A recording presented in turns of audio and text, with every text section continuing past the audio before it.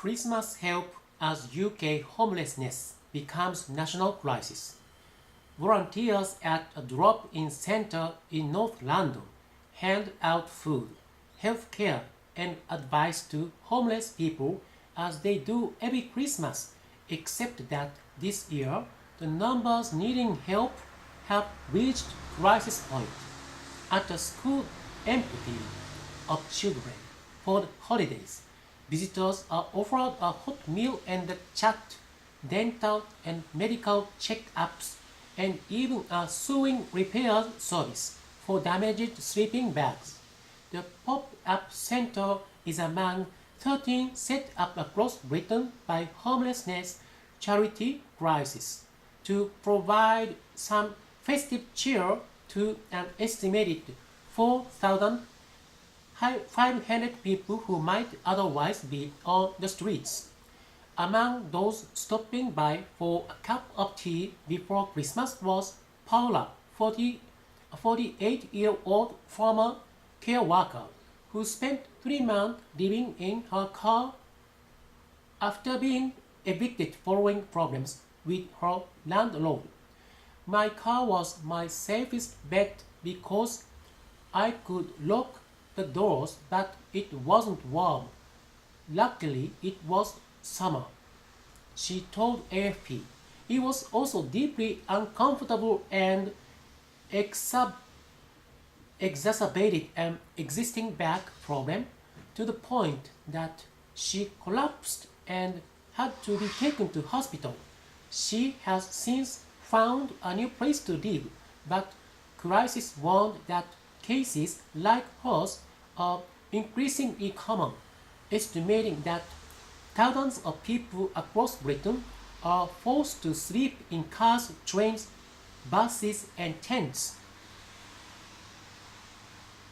These hidden homeless are in addition to the more than 9,000 people living in the streets in England at any one time, up 134% since 2011, according to scathing report by lawmakers published this week. The MPs said the growth was appalling, adding, the extent of homelessness across England is a national crisis.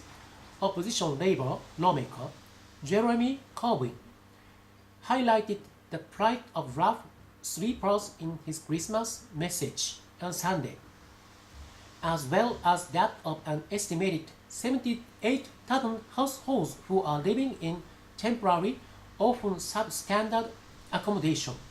He has previously described it as a national disgrace. Crisis Chief Executive John Sparks said there was numerous reasons why people lost their homes, including the breakdown of relationships, but the biggest recent factor has been the ending of a private sector tenancy. What's becoming really clear to us is that the impact of not building social houses, the impact of spiraling cost of housing, the impact of welfare reform and cuts to benefits is creating and driving a really roaring growth in rough sleeping and broader homelessness, he told AFP.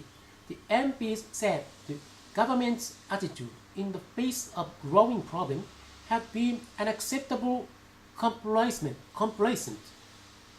They too warned about the impact of a lack of affordable, decent homes, calling for a renewable focus on housing policy. Challenged on the subject earlier this month, Prime Minister Theresa May said the government was investing £500 million in tackling homelessness. Speaking in the House of Commons, she also noted measures announced in last month's annual budget to increase the supply of affordable housing. We are going to be a government who put a clear focus on housing, on building that homes that people need, on ensuring that people are given help to get into those homes and on acting to prevent homelessness before it happens, she said. At the drop-in center, volunteer Mary Cohen, who has worked with crisis for 13 years, reflected on just how easy it is for people to become homeless. They are just you and me. They are the same people. They just had one or two runs of bad luck, and it can be just one thing, and their whole world falls apart, she said.